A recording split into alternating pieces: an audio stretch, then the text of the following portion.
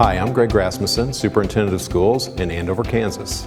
Hi, I'm Jill Lockemeyer, Assistant Superintendent for Academic Affairs. I'm excited to be here today to introduce the Andover Instructional Framework.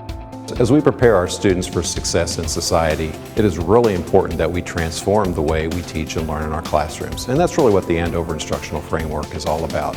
And we're excited to work with our teachers this year on new, innovative, and creative ways to better meet our students' needs. The Andover Instructional Framework is centered around best practice in 3 areas: learning goals, assessing student learning, and learning designs and strategies. The Andover Instructional Framework is not a rigid framework. Rather, we honor our professionals by providing choices, because we know that teaching is an incredibly hard and challenging job, and there's more than one way to effectively educate our students. So let's hear from some of our teachers about the great things that are happening in their classrooms when it comes to creating rigorous and relevant instruction for students. Rigor and relevance really brings the student engagement into the classroom. It's not just all textbook learning anymore. The first part of it, rigor, is all about getting your students to live up to the potential to do something that's difficult, that they might not be comfortable with. We can have lots of different ways to get somewhere, and as long as it's challenging us to get there, and it's not something that just is like formulaic.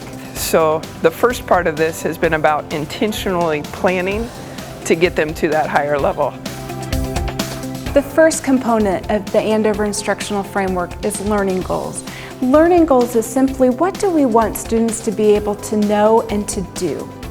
As we think about learning goals, really it contains 2 main components: essential questions and learning progressions.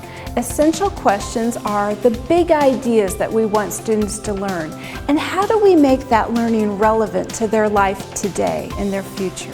Learning progressions is simply establishing clear targets for students.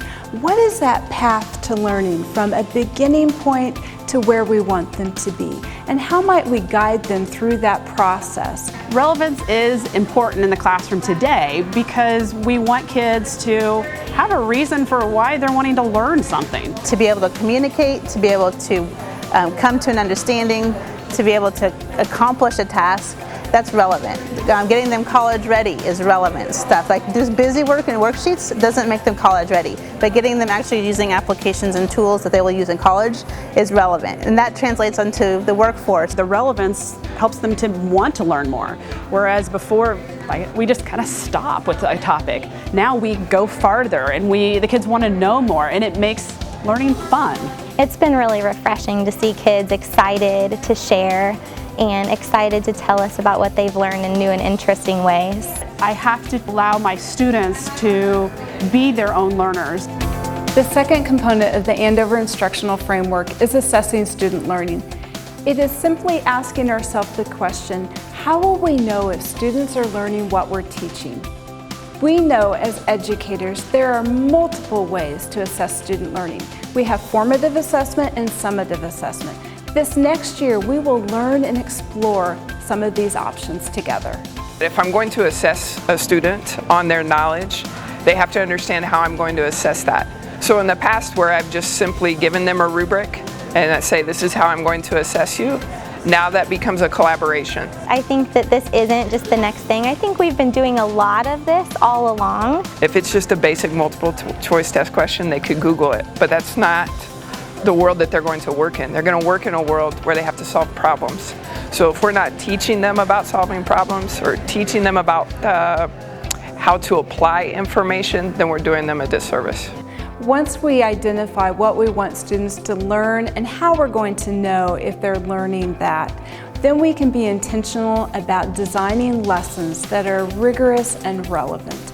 We know when we look at the 4 quadrants of the instructional framework, there's a time and place for each and every one of those quadrants. There is time when we need to have direct instruction, but as educators, we want to begin to shift our practice to create more quadrant D moments where the students are highly engaged and really taking ownership of their learning and their thinking. Student voice, student choice is giving each kid an opportunity to choose their method of presentation, or how are they going to show that they've learned what they've learned. Engagement overall has gone up as a result of the things that I've learned. My kids have been, researching a lot of questions, open-ended questions that they came up with, things that they're really curious about. It's been very student-driven. They're very engaged because they came up with the questions and they want to research and share with the class. The different strategies and ideas that I have used in my classroom have been a lot of use with the technology. We've been working with biomes since the 6th grade, and what we've done is we've used Skype and Google Hangouts to talk to different places around the world about their biome. I've given them a lot of choices in how they display their knowledge to me, and they definitely wow me every time. Where, again, the same students that maybe would have done a PowerPoint before, now that I open up their options, they've produced movies that have just been unbelievable. I mean, what they can do with technology, I could not imagine. Their oral presentation skills, they're so relieved to not be writing an essay that they will wow me on that end as well. They process differently, and I can accept that they're different. And they're still learning, it's just different learning than I did.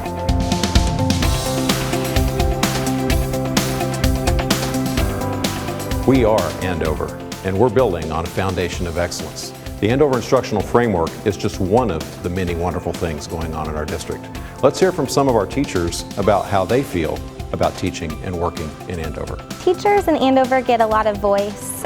We get to pick, what we're wanting for professional development. And you really can't ask for a better district where you have parents and students both invested in their education and in their futures. I have a great staff, have great kids, and great parents. My kids, they come to school, they come excited, they're ready to learn every day. When someone comes and says, hey, you get a chance to get together and talk to other teachers and learn about new ways to engage students, then that's pretty exciting. That's why I love teaching in Andover. I am building on a foundation of excellence. Excellence. Excellence. We are Andover.